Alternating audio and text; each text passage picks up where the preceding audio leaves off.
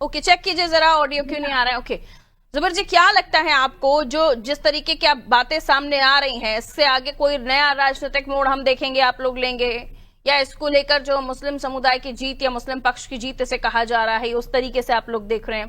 कहिए। देखिए पारुल जी, सबसे पहले तो मैं सुप्रीम कोर्ट को थोड़ा सा बधाई देना चाहता हूं, क्योंकि पूरी नहीं जो देंगे? सरकार है, नहीं देंगे, देंगे जरूर देंगे, लेकिन सरकार को सुप्रीम कोर्ट ने एक आईना दिखाया है।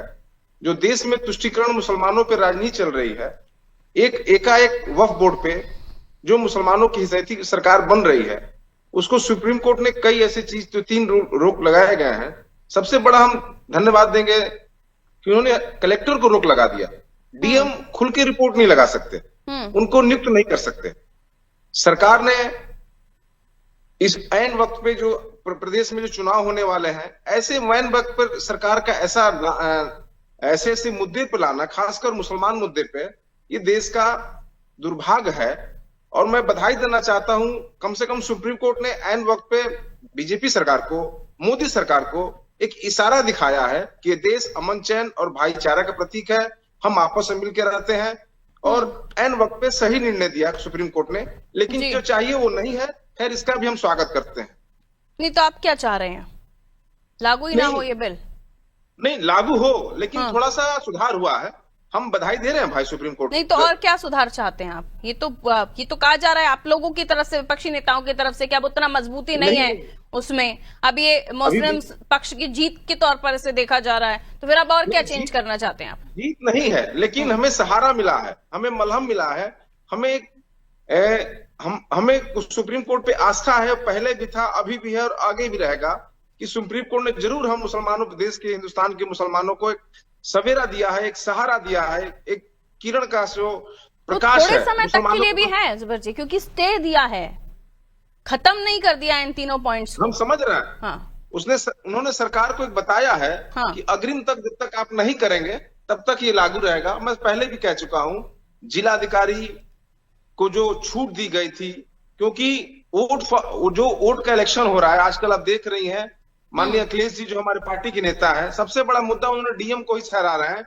जिले के कलेक्टर ही वोटों की जो गड़बड़ियां हो रही हैं उनके माध्यम से हो रही हैं, इसलिए जिलाधिकारी जो भी सरकार रहेगी उनके अधीन काम करते हैं। और सुप्रीम कोर्ट ने बहुत बढ़िया निर्णय किया कि जिलाधिकारियों से ये काम कंट्रोल कर लिया कि आपके अधीन नहीं रहेगा।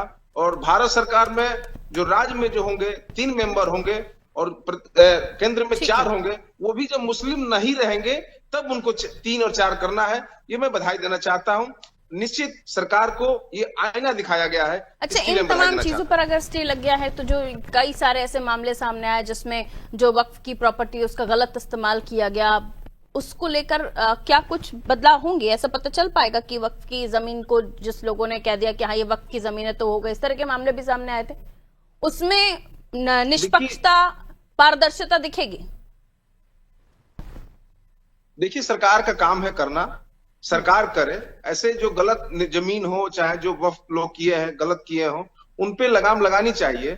लेकिन जो तरीका था सरकार का, एकाएक इतना बड़ा बाउंडर बनाना, और निश्चित राहत मिली है दबे कुचले मुसलमानों को, जो देश में आजकल तुष्टीकरण की राजनीति चल रही है।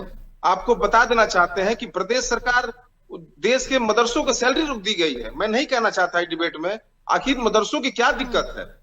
जांच हो गई, सरकार ने योजना बना दी, योजना बंद कर दी गई, जो 25 साल से देश के, भारत सरकार के पूर्व प्रधानमंत्री अटल जी ने चालू किया था, उस योजना को मोदी जी ने बंद कर दिया। दुर्भाग्य है कि मोदी जी भी कहे थे कि देश के मुसलमान के बच्चों को एक हाथ में लैपटॉप, एक हाथ में कंप्यूटर देंगे, उन्होंने थमा दिया है कटोरा। इससे आप समझ सकती हैं, हम भीख मांगने को मजबूर हैं, प्रदेश के टीचर 25,000 लोग। तो मुसलमानों को तुष्टीकरण की राजनीति चल रही है। लौट रही हूँ, संतोष जी की तरफ जा रही हूँ। संतोष जी, जुबैर जी की बातों का तो आप जवाब दें ही, साथ में क्योंकि आप जो पुनर्विचार याचिका दाखिल करेंगे क्या इस मसले पर, ये भी जो है जो लोग हैं सोच रहे हैं कि अब क्या सरकार इस पर पुनर्विचार याचिका दाखिल करेगी, या फिर